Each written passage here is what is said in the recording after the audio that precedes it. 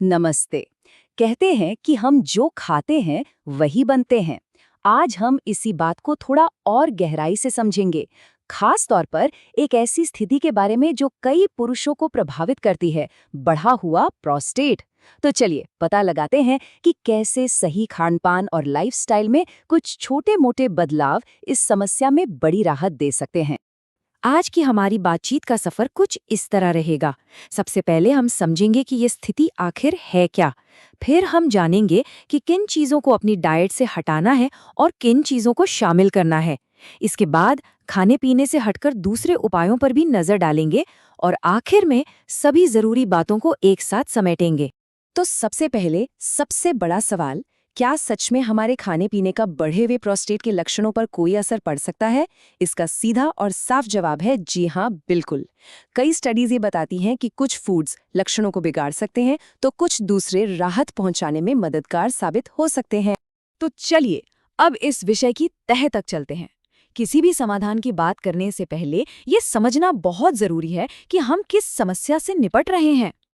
जब हम कहते हैं कि प्रोस्टेट बढ़ गया है, तो इसे मेडिकल भाषा में बिनाइन प्रोस्टैटिक हाइपरप्लेजिया या बीपीएच कहा जाता है। अब यहाँ अच्छी खबर यह है कि ये कैंसर नहीं है। ये उम्र के साथ होने वाले हार्मोनल बदलावों की वजह से होने वाली एक बहुत ही आम स्थिति है, जिसमें ये अखरोट के साइज की ग्रंथि धीरे धीरे बढ़ने लगती है।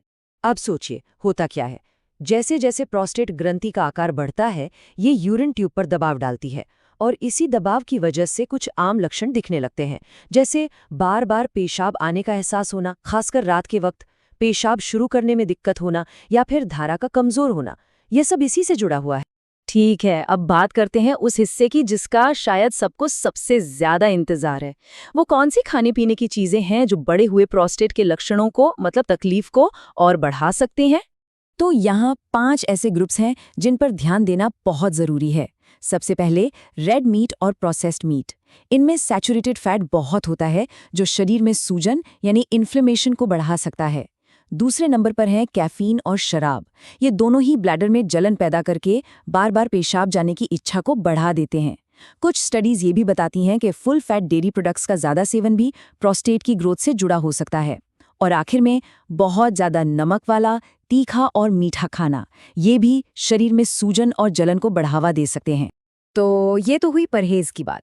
अब जरा सिक्के का दूसरा पहलू देखते हैं, यानी वो कौन सी अच्छी चीजें हैं जिन्हें अपनाकर प्रोस्टेट की सेहत को बेहतर बनाया जा सकता है। रिसर्च में एक चीज बार बार सामने आती है और वो है मेडिटेरेनियन डाइट। ये डाइट, जिसमें खूब सारे फल, सब्जियां और हेल्दी फैट्स होते हैं, प्रोस्टेट हेल्थ के लिए कमाल की मानी जाती है।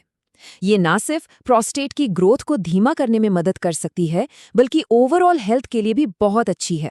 चलिए अब अपनी रसोई के कुछ सुपर हीरोज से मिलते हैं। सैल्मन जैसी मछलियां अपने ओमेगा 3 से सूजन को कम करती हैं। टमाटर का लाइकोपीन एक पावरफुल एंटीऑक्सीडेंट है। रंग बिरंगी बेरीज, हरी भरी ब्रोकोली और मुट्ठी भर नट्स और बीज, ये सब प्रोस्टेट को हेल्दी रखने में आपकी टीम का हिस्सा बन सकते हैं। और हाँ, खट्टे फल भी विटामिन सी से भरपूर होने के कारण काफी फायदेमंद होते हैं। लेकिन एक हेल्दी लाइफस्टाइल का मतलब सिर्फ सही खाना पीना नहीं होता। बात इससे कहीं आगे की है।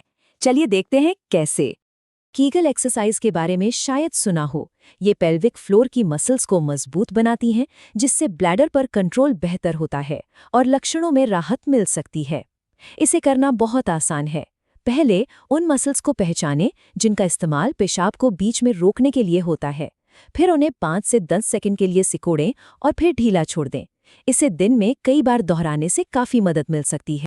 और हाँ, कुछ और छोटी छोटी आदतें हैं जो बड़ा कमाल कर सकती हैं। तनाव को मैनेज करना, स्मोकिंग को अलविदा कहना और रोज़ाना थोड़ी बहुत एक्सरसाइज करना, ये सब बहुत फायदेमंद हैं। साथ ही दिन में पानी तो खूब पिएं, लेकिन शाम के बाद लिक्विड्स थोड़े कम कर दें ताकि रात को आराम से सो सकें। ये छोटी छोटी बातें लक्षणों को कंट्रोल करने में बहुत मदद करती हैं। तो चलिए, अब तक हमने जो भी बातें की हैं उन्हें फटाफट समेट लेते हैं और सबसे ज़रूरी सलाह पर एक आखिरी नज़र डालते हैं। तो पूरी कहानी का निचोड़ ये है, अपनी प्लेट को फलों, सब्जियों और हेल्दी फैट से सजाएं। रेगुलर एक्सरसाइज और पानी पीना भी ज़रूरी है। वहीं दूसरी तरफ रेड मीट, कैफीन, शराब और प्रोसेस्ड फूड से थोड़ी दूरी बनाना लक्षणों को कंट्रोल करने में मदद करेगा। ये एक आसान सा लेकिन बहुत असरदार फॉर्मूला है। और ये बात 100% सच है। ये जो बदलाव हैं, ये सिर्फ एक समस्या को ठीक नहीं करते, बल्कि ये पूरे शरीर के लिए एक तोहफे की तरह हैं। इससे डायबिटीज और दिल की बीमारियों जैसी दूसरी समस्याओं का खतरा भी कम होता है। और हाँ, जाते जाते एक सबसे ज़रूरी बात, ये सारी जानकारी सिर्फ ज्ञान बढ़ाने के लिए है। इसे कभी भी प्रोफेशनल मेडिकल एडवाइस का विकल्प न समझें। अपनी सेहत से जुड़ा कोई भी बड़ा फैसला लेने से पहले हमेशा किसी क्वालिफाइड डॉक्टर से सलाह ज़रूर लें। और आखिर में एक सवाल जो हम सबको खुद से पूछना चाहिए, हमारी थाली में जो खाना है वो हमारी सेहत के बारे में आखिर क्या कहानी कह रहा है? क्या ये हमें एक स्वस्थ और बेहतर कल की तरफ ले जा रहा है? इस पर सोचिएगा जरूर। अगर आप हमारे चैनल पर नए हैं तो अभी सब्सक्राइब करें और हमारे साथ इस सफर का हिस्सा बनें।